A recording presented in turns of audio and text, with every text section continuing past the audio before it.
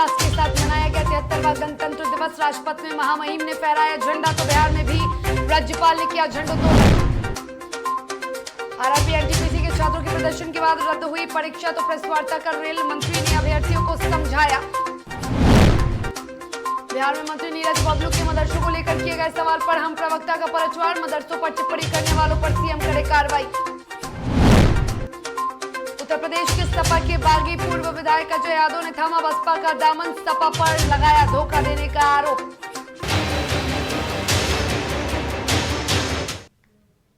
नमस्कार, आप देख रहे हैं DTV भारत और मैं हूं आपके साथ शर्मिला चौहान। देश में बुधवार को धूमधाम से 73वां गणतंत्र दिवस मनाया गया। सबसे पहली तस्वीर आपको राजधानी दिल्ली की दिखाएंगे, जहां पर राष्ट्रपति रामनाथ कोविंद ने राजपथ पर झंडोत्तोलन किया, तो वहीं टुकड़ियों की सलामी भी ली। एक तरफ आपको तस्वीर दिखा रहे हैं जहां महामहिम ने झंडा फहराया, उसके बाद उन्हें 21 तोपों की सलामी दी गई। दूसरी तरफ की तस्वीरें जब राष्ट्रपति ने सलामी ली, जो टुकड़ियां थी उनकी सलामी ली है, और ये दो तस्वीरें हम आपको लगातार दिखा रहे हैं। महामहिम ने झंडा फहराया है। आपको बता दें कि इस बार का भी गणतंत्र दिवस बेहद खास था। हर बार की तरह 73वां गणतंत्र दिवस देश ने धूमधाम से मनाया। तो बता दें कि देश ने 73वां गणतंत्र दिवस बेहद धूमधाम से मनाया है, और ऐसे में आपको ये भी बताते चले कि राजपथ पर राष्ट्रपति रामनाथ कोविंद ने झंडा तोलन किया, यानी झंडोत्तोलन किया, झंडा फहराया, और उसके बाद परेड की सलामी भी ली। 21 तोपों की सलामी राष्ट्रपति को दी गई। तो लगातार तस्वीरें आपको दो तस्वीरें दिखा रहे हैं। एक तस्वीर महामहिम ने झंडा फहराया और दूसरी तस्वीर राष्ट्रपति ने टुकड़ियों की सलामी ली।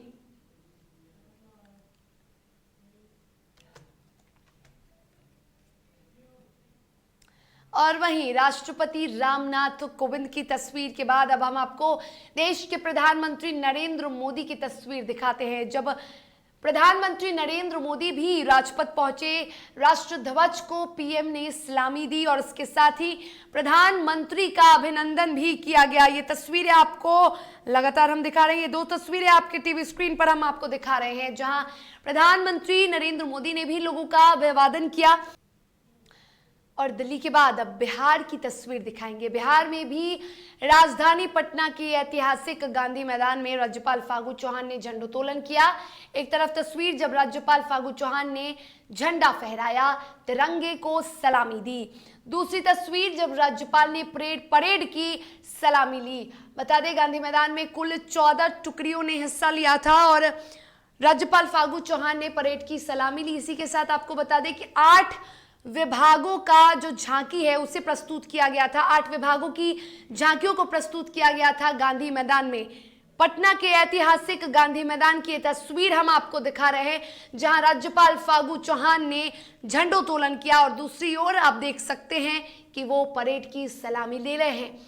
आज इस बार का जो गणतंत्र दिवस था वो बेहद सादे तरीके से मनाया गया। कोविड प्रोटोकॉल का बखूबी पालन करवाया गया।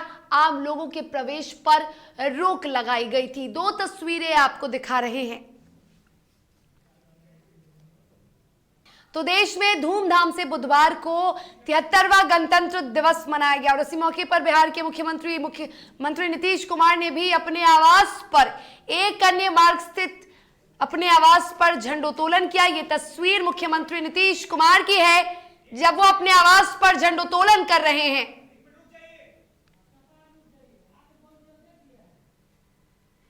तो ये तस्वीरें मुख्यमंत्री नीतीश कुमार झंडा यानी तिरंगा, हमारी शान, हमारा अभिमान, देशवासियों का शान तिरंगा, उसे फहराते हुए और लगातार ये तस्वीरें दिखा रहे हैं। मुख्यमंत्री नीतीश कुमार ने अपने आवास पर झंडोत्तोलन किया।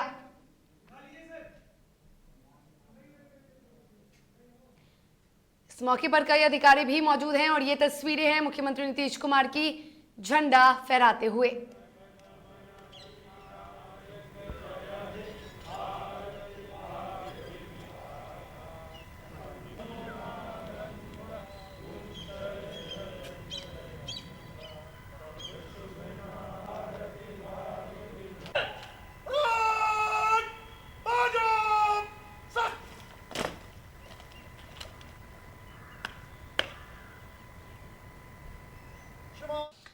73वें गणतंत्र दिवस के अवसर पर भागलपुर में कांग्रेस के विधानमंडल दल के नेता सह भागलपुर के विधायक अजीत शर्मा ने अपने आवास पर झंडोत्तोलन किया। जहां झंडोत्तोलन के दौरान स्काउट गाइड की छात्राएं मौजूद रहीं। तो झंडोत्तोलन के बाद विधायक अजीत शर्मा ने केंद्र सरकार पर जमकर निशाना साधा। उन्होंने कहा कि संविधान बनाने वाले डॉक्टर भीमराव अंबेडकर के साथ साथ 398 व्यक्ति भी थे, जिसमें 15 महिलाओं की भी भागीदारी थी, परंतु लोग इसे नजरअंदाज कर रहे हैं। आगे उन्होंने ये भी कहा कि भारतीय जनता पार्टी और प्रधानमंत्री नरेंद्र मोदी संविधान तोड़ने का काम कर रहे हैं।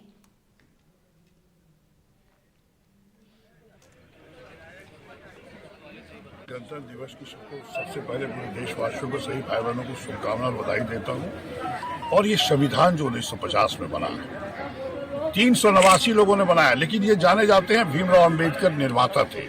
इसमें 15 महिलाएं भी थी, और बिना महिला के तो पूरा देश में कोई आने का सवाल ही नहीं उठता। उनको कोई याद नहीं करता। मैं संदेश यही देना चाहता हूँ, जो लोग भी संविधान बनाने में लगे थे, चाहे महिलाएं थी, माँ बहनें थी, उनको भी याद किया। ऐसे महापुरुषों का तो बहुत सी मूर्ति लगाई जाती है, लेकिन जिन्होंने अपनी बलिदान दी महिलाओं ने, उनका कहीं मूर्ति आप नहीं देखते। मैं आदरणीय प्रधानमंत्री नरेंद्र मोदी जी से कहता हूं, आप अमर ज्योति जो जवान की याद में बनाया गया, उसको आप बंद करने का काम कर रहे हैं। जो महिलाएं संविधान बनाने निर्माता थी, उसको आप तोड़ने का काम कर रहे हैं। आप उनका भी मूर्ति लगाइए, उनको भी पुष्पांजलि अर्पित करिए। इस गणतंत्र दिवस के अवसर पर पूरे देशवासियों से आग्रह करूंगा, संविधान बचाने में आगे बढ़िए, नहीं तो ये भारतीय जनता पार्टी और नरेंद्र मोदी जी की सरकार इस संविधान को तोड़ने में लगी है। और खगड़िया जिले के चौथम सीओ भरत भूषण सिंह और थानेदार मुरारी कुमार ने गणतंत्र दिवस के अवसर पर ध्वजारोहण के बाद राष्ट्रीय ध्वज को उखाड़ कर फेंक दिया। मौके पर मौजूद चौथम के नवटोलिया के ग्रामीणों ने सीओ और थानेदार द्वारा राष्ट्रीय ध्वज के अपमान का वीडियो बनाकर सोशल मीडिया पर जारी किया। दोनों से जब घटना की जानकारी ली गई तो दोनों अधिकारियों ने विवादित भूमि होने का हवाला देते हुए अपनी गलतियों को मानने से इनकार किया। उसके बाद जब सीओ साहब बोला उसको वीडियो से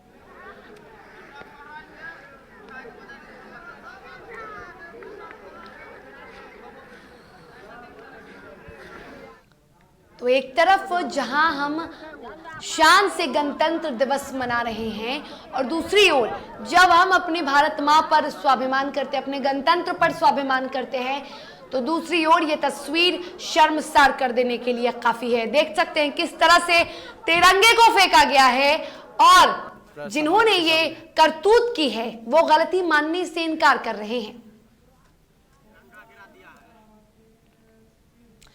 रोहतास के शिवसागर प्रखंड के डुमरी पंचायत मुख्यालय में गणतंत्र दिवस के मौके पर एक ऐसा मामला सामने आया जिससे खलबली मच गई। दरअसल यहां मुखिया रंजीत सिंह के पहुंचने से पहले ही सरपंच अजीत कुमार सिंह ने निर्धारित समय से पहले ही झंडोत्तोलन कर दिया। इसके बाद मुखिया आग बबूला हो गए। उन्होंने कहा कि पंचायत सरपंच अजीत कुमार सिंह ने संविधान के साथ राष्ट्र ध्वज का भी अपमान किया है।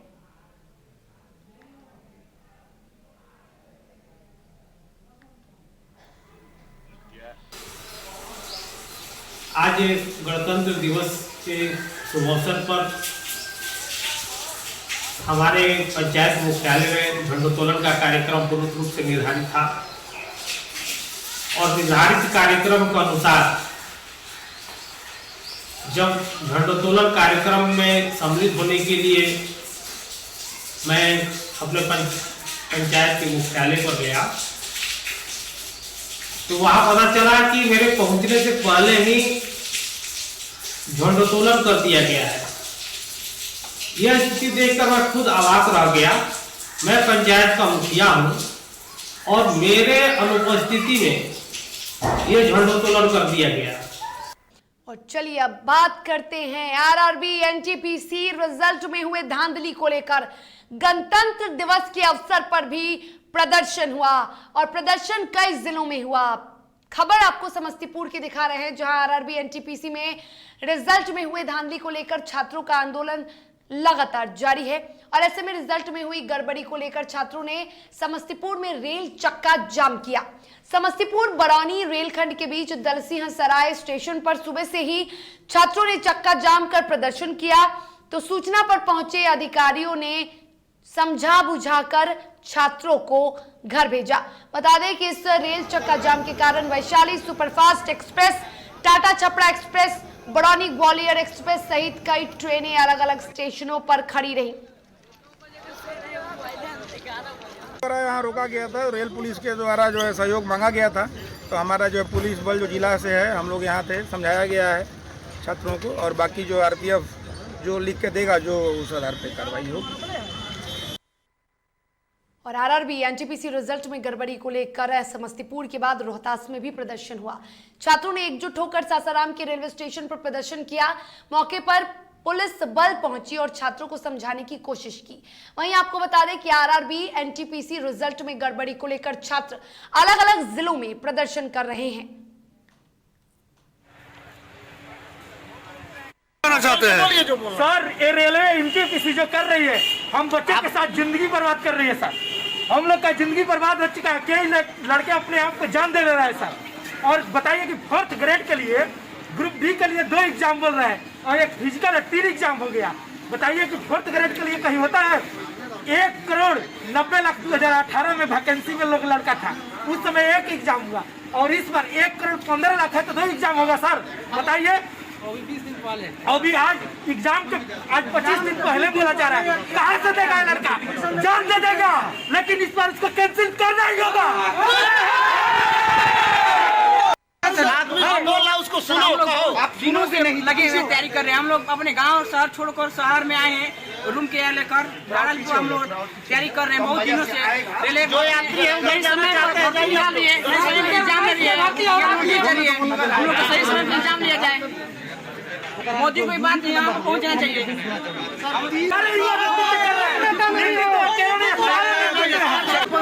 एग्जाम नहीं होगा तो कहा झूठ मूठ का नोटिस डाल रहा है। हम लोग सब आराम से पढ़। और अब आपको 3 तस्वीरें दिखाएंगे। ये 3 तस्वीरें देखिए और जरा समझिए कि क्या स्थिति हो गई है।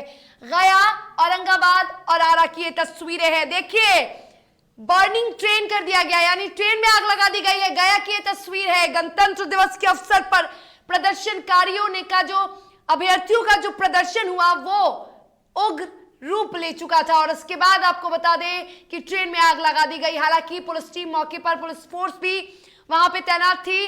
ट्रेन में लगे आग को बुझाने की कोशिश की गई। औरंगाबाद की तस्वीर आपको दिखा रहे हैं, जरा देखिए किस तरह से लगातार चक्का जाम किया गया। और ये तस्वीर,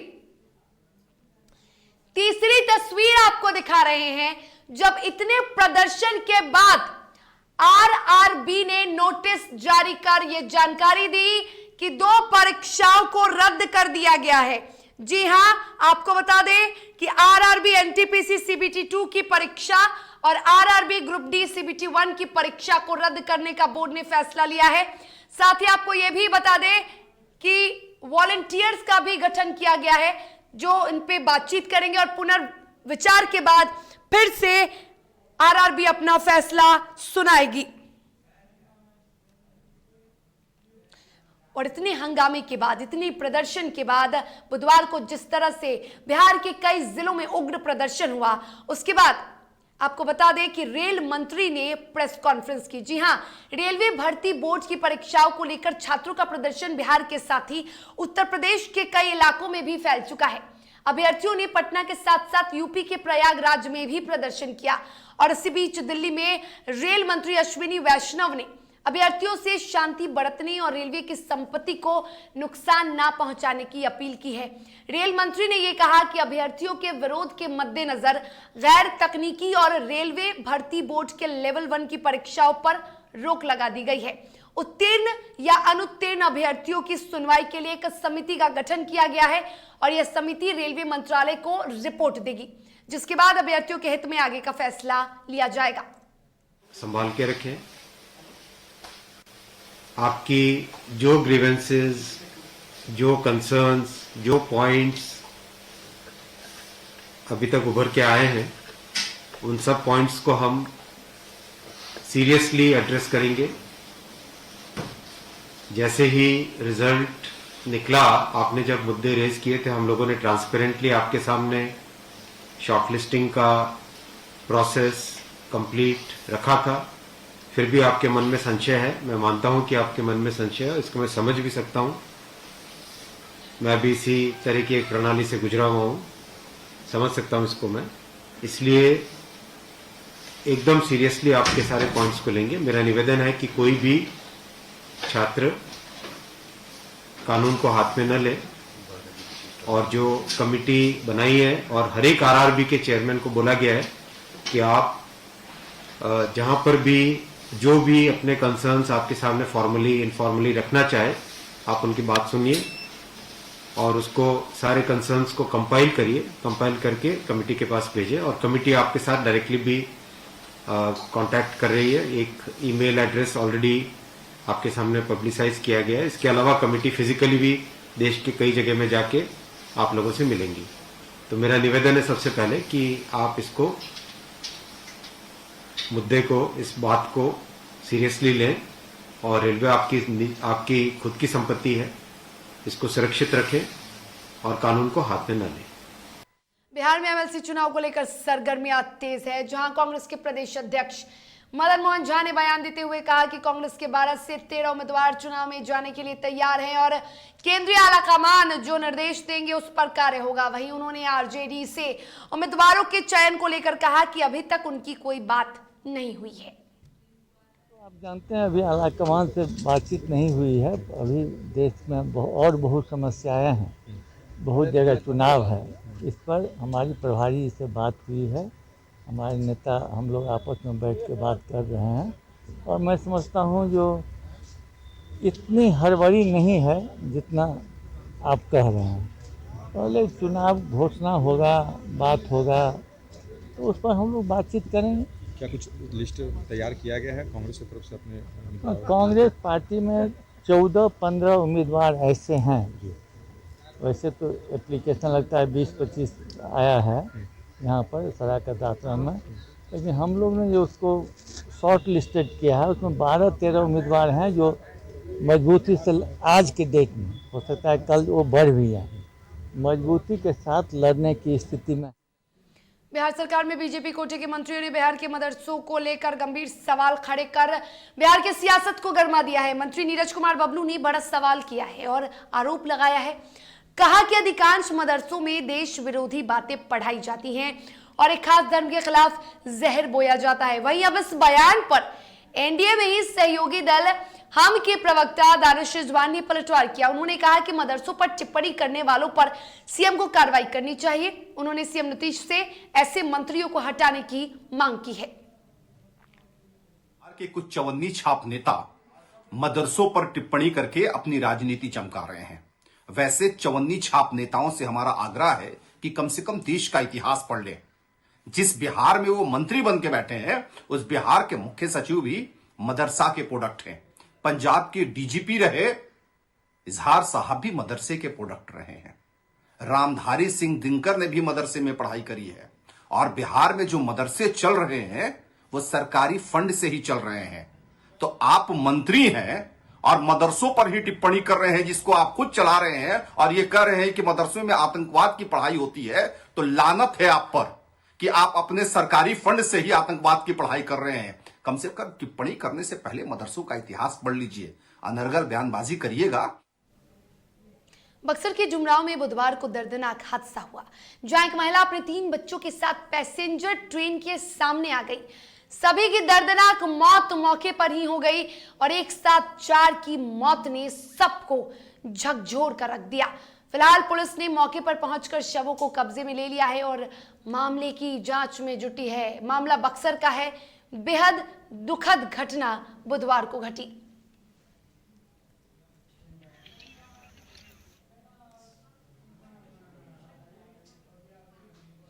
और उत्तर प्रदेश की बात करेंगे। उत्तर प्रदेश के रायबरेली जिले से एक सनसनीखेज मामला सामने आया, जहां जिले के महाराजगंज कोतवाली क्षेत्र के पूरे छत्ता सिंह मजरे पहाड़पुर गांव में शराब पीने से 6 लोगों की मौत हुई। वहीं कई लोगों की हालत गंभीर बनी हुई है, जहां उनका इलाज अब भी अस्पताल में जारी है।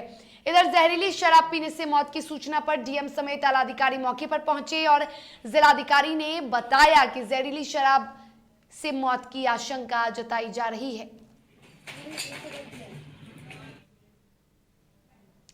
और उत्तर प्रदेश विधानसभा चुनाव में टिकट को लेकर रार अब भी बरकरार है। बता दें कि इसी क्रम में टिकट न मिलने से नाराज सपा यानी समाजवादी पार्टी के पूर्व विधायक अजय यादव बागी हो गए। उन्होंने साइकिल छोड़कर हाथी की सवारी ले ली है। और आपको यह भी बता दें कि बसपा के जोनल कोऑर्डिनेटर रणवीर कश्यप ने अजय यादव को पार्टी में सदस्यता दिलाई। पार्टी में तुम्हारा मान और सम्मान रहेगा। उन्होंने मान सम्मान रखा, लेकिन मैं वही कहना चाहता हूँ, लेकिन खलनायक ने मान और सम्मान को रखने नहीं दिया और पूरी तरह से बहुत से लोग पीड़ित हैं उनसे। मैं यही पीड़ित नहीं हूँ, हर जिले में लोग पीड़ित हैं। और यहाँ से आरपीआई जब थी तब मेरे पिता। वहीं आपको बता दें कि उत्तर प्रदेश के डीजीपी मुकुल गोयल ने कहा कि प्रदेश में माफियाओं के खिलाफ बड़ी कार्रवाई की जा रही है और रायबरेली जहरीली शराब कांड पर भी डीजीपी ने कहा कि दोषियों पर कड़ी से कड़ी कार्रवाई की जाएगी। आज 26 जनवरी हमारे देश का गणतंत्र दिवस है। बहुत ही इम्पोर्टेंट दिन हमारे सबके लिए, राष्ट्रीय पर्व है। इस अवसर पर उत्तर प्रदेश के एक अधिकारी को गैलेंट्री मेडल मिला है और उसके अलावा 5 हमारे अधिकारी कर्मचारियों को राष्ट्रपति का विशिष्ट सेवा का पदक मिला है और 73 अधिकारी तथा कर्मचारियों को मेरिटोरियस सर्विस भारत सरकार द्वारा मेरिटोरियस सर्विस वाला मेडल इस अवसर पर दिया है। और इसी के साथ खबरों के सफर में फिलहाल इतना ही। तब तक के लिए मुझे दीजिए इजाजत, लेकिन आप स्वस्थ रहिए, सुरक्षित रहिए। कोरोना के हर कहर से खुद को बचाइए, क्योंकि आप सुरक्षित रहेंगे तो आपका परिवार और हमारा देश सुरक्षित रहेगा। नमस्कार।